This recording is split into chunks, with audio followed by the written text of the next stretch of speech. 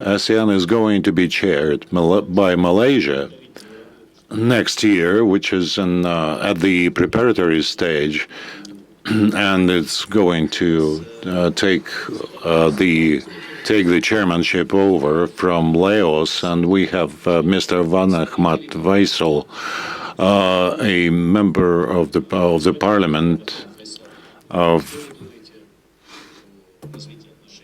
Mr. Fayhsal, what do you think about the development of relations between our two associations, our two unions, and what is the role of Malaysia, of the dynamically developing Malaysia? To the organizer for inviting me. I am one of the legislators in Malaysia, in Malaysian Parliament. Although previously I was in the government as a deputy minister, but now I'm sitting as an opposition member and backbencher in Parliament. Let me begin by sharing a dictum or a principle where we say that geography is destiny. And Eurasia and also ASEAN is actually destined to be integrated based on our geographical configuration. The southernmost tip of Eurasia landmass, the supercontinent, is in Malaysia, in Tanjung Piai, the southernmost tip of Eurasia landmass from St. Petersburg. We can build a railway direct towards the northern border of Singapore. But despite all of that contiguity or landmass, our trade volume between Eurasian countries are still meager in numbers. And perhaps this has to do something with our politics. As we all know, we are living in a world where the world order is designed by the winners of World War II, and is very unipolar-centric. But despite all of that, I would like to cite a survey done by Washington Pew Research Center, where in 2022, after the special operation in Ukraine was launched by Moscow, there was a survey done under the topic International Attitudes toward the US, NATO, and Russia. They made a survey of 18 countries globally, 2 from Southeast Asia, ASEAN members, Singapore and Malaysia. Let me read the conclusion from the report, which is very interesting. In almost every country surveyed, at least 7 in 10 have an unfavorable opinion of Russia. Malaysia is the only country where this is not true. Meaning to say, Malaysia supports Russia. Secondly, the finding on the survey, consistent with trends for Russian favorability, majorities of those countries, European mostly, in almost every country surveyed, express little confidence in Russian President Vladimir Putin. Malaysia is again an exception to the overall trend, as it is the only country surveyed where a majority expresses confidence in the Russian leader. 59% of the Malaysians approve President Putin's action in global affairs. What does that show? We Malaysians, we don't speak Russian. We don't consume TASS news, RT, neither Sputnik, because we all know Malaysians, first language would be Malay, but second English. So we consume mostly news in English media, BBC, CNN, and others. Despite all of that, skewed biased news, Malaysians at large, the population, view Russia positively. So what I want to say here is that despite all of that positivity, it does not translate into a positive trade and economic relation.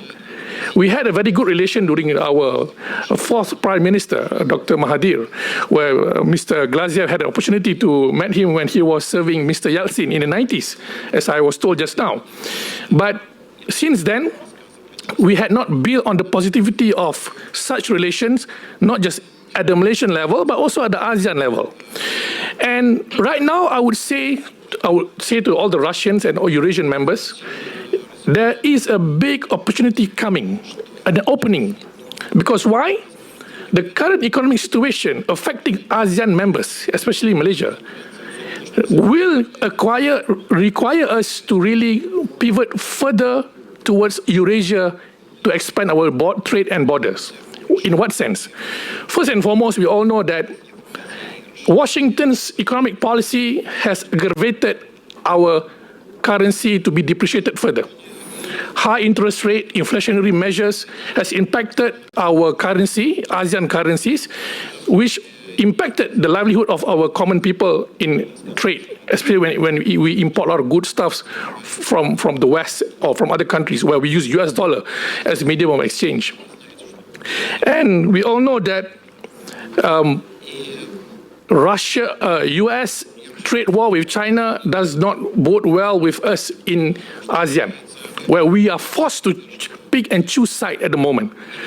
Of course, all ASEAN members, we are mostly non-aligned in our political posturing when it comes to superpower rivalry.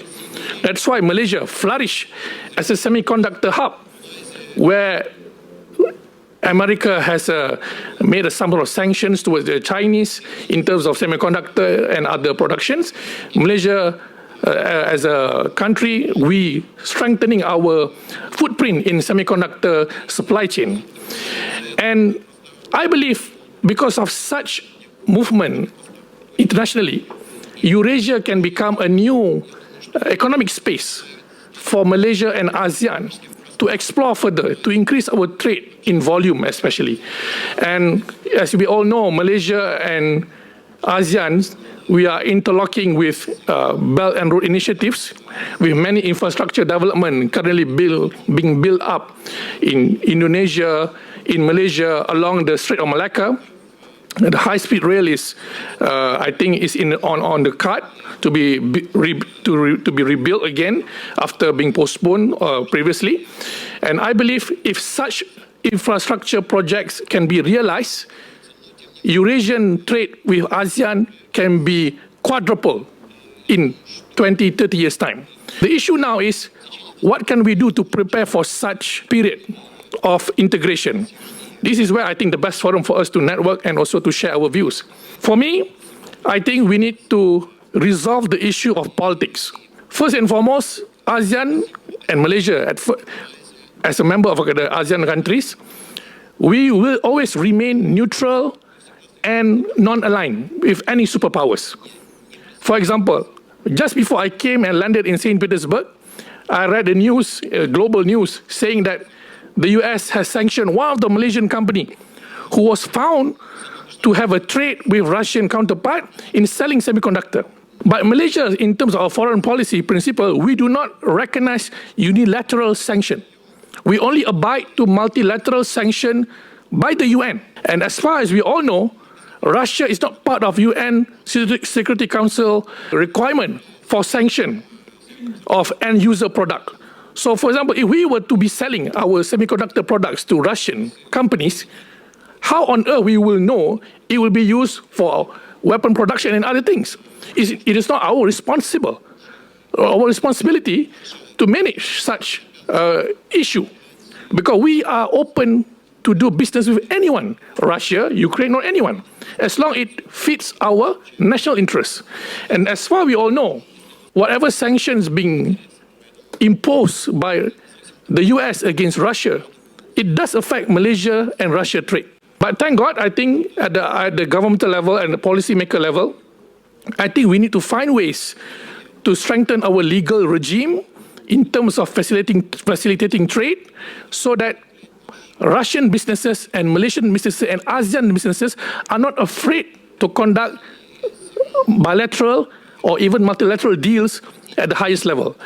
So in order to manage such risks in the current trade war, I believe the only way to move forward is to have a stronger multilateral deals and platform like EAEU and ASEAN to talk frequently on various matters that could impact both sides in terms of trade and economic prosperity.